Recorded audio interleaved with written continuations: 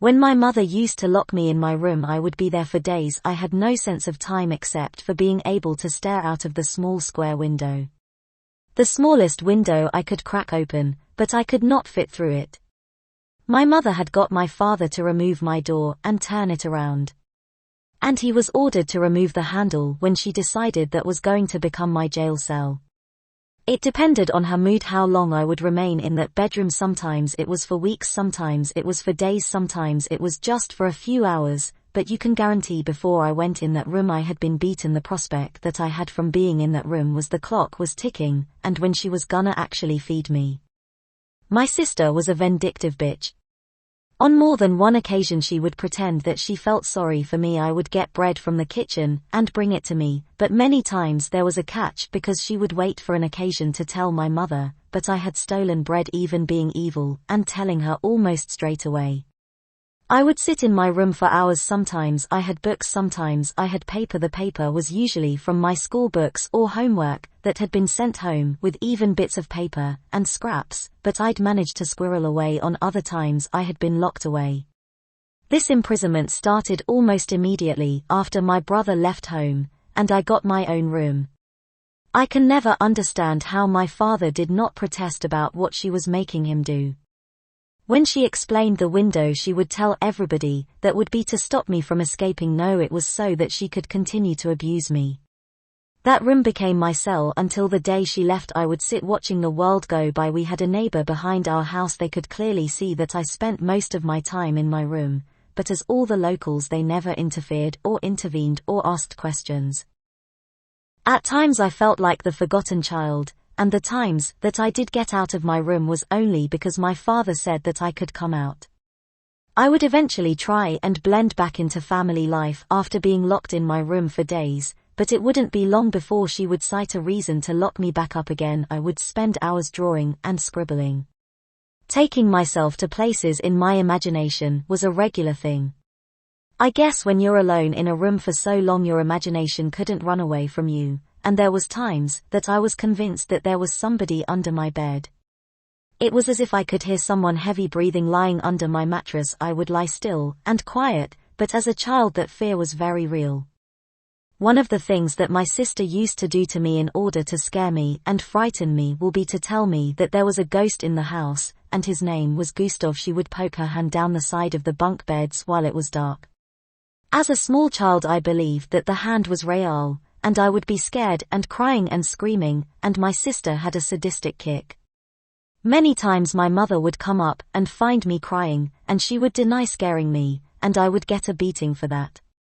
So you can imagine hearing heavy breathing under my bed. I realize now as an adult I was hearing my own breath, but that terror and fear of being locked in a room all alone as a child with no means of escape. Eventually I learned how to escape. It took some time for me to figure out that I could actually get out of the room. For the first year or so I occasionally escaped. I would get a piece of card. I had it hidden in my room. I had worked out that if I shoved the card down the crack of the door enough times it would eventually bring it open enough for me to touch the sides with the tip of my fingers. My mother would do this to me in order to keep me in the room. I would be made to push the door close behind me hard. She would even screech, "You've not closed it enough, push harder." And I would always comply, but at night time she would expect me to close the door and remain there until she let me out. As I grew up, usually the first thing she would say as she opened the door is, "I want the living room, landing hall, stairs, and bathroom cleaned," and then the kitchen. I would be made to do the kitchen, and the bathroom. My sister would cat-lick the rest of the house, and she would be allowed out. She was also given pocket money to do so. Getting out of my room usually once along with tasks. She would want her uniforms ironing, she would expect the kitchen cleaned, the floor mopped, the rubbish removed out, and practically every household chore that needed to be done I was ordered to do it.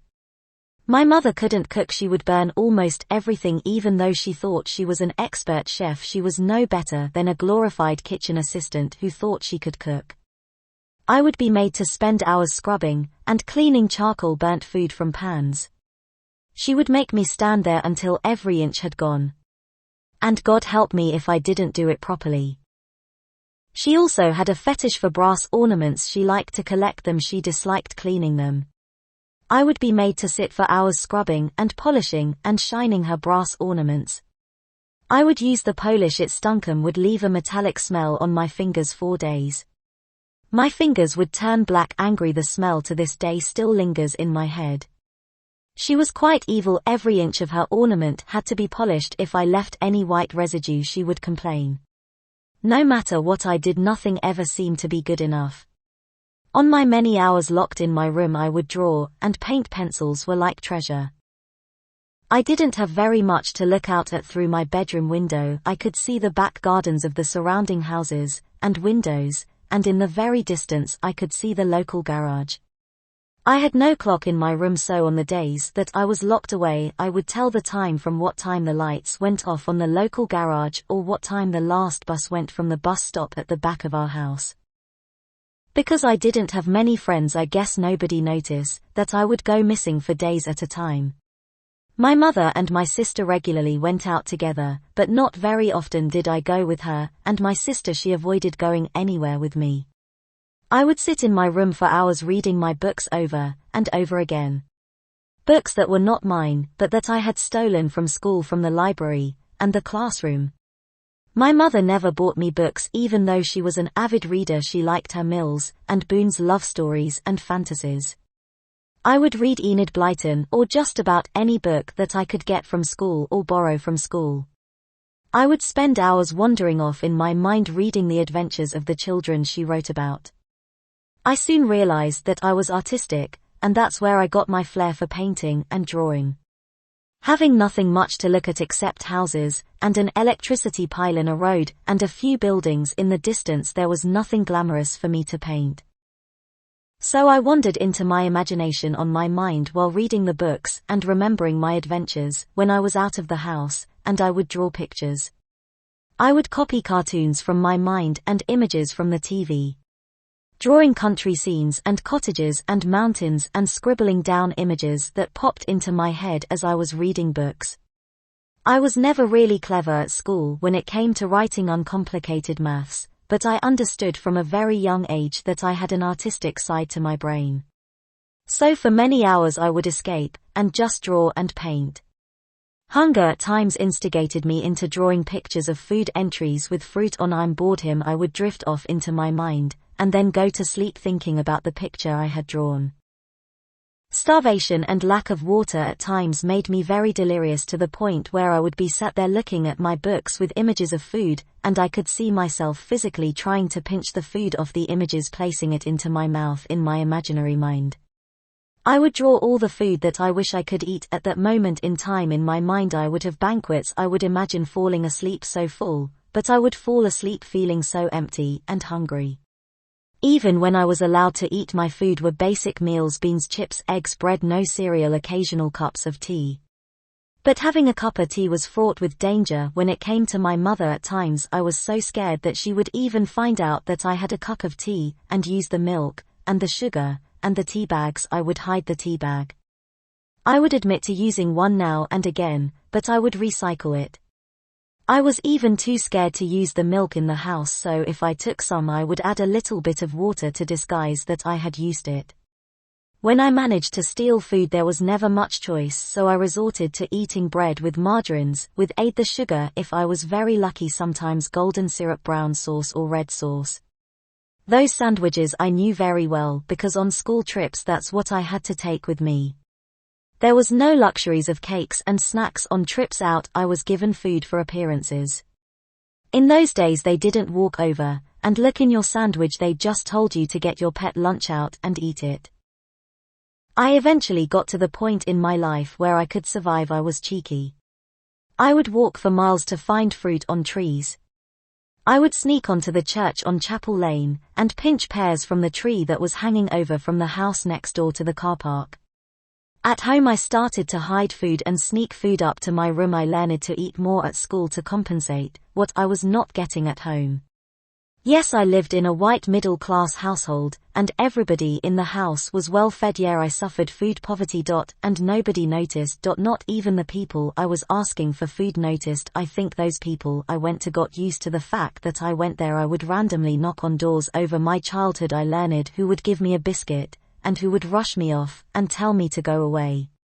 My father had a friend who lived on Wood Lane. I cannot remember his name, it's so long ago, but he had a three-wheeler car, and he was my dad's best friend. My father would take me there, and he was always very kind to me. He would give me drinks and biscuits, and sometimes he would give me money. I always got to spend that money though. Whenever I was out with my father, he never took money back off me that people had given me. He would always allow me to spend it. He would give me money behind my mother's back, pennies that he had managed to siphon away. Or money that he had managed to earn, but she had not managed to take. I think secretly he would squirrel money away. My dad liked a secret little bit. On Saturdays he did the 7 race rollover, it was called the ITV 7, and occasionally he would have a small bet at the bookies. In those days you could make a bet with 1 pence. If my dad managed to have a little win, he would give me 10p to go and buy sweets. I would call it my hush money. Not that I ever snitched on my dad. That was my sister's job. She would snitch on me and dad. She would tell mum everything that we got up to. Dad and I were as thick as thieves at times. I know that he disliked me being locked in that room all the time. I know that in the mid-70s my father contacted Trafford Social Services.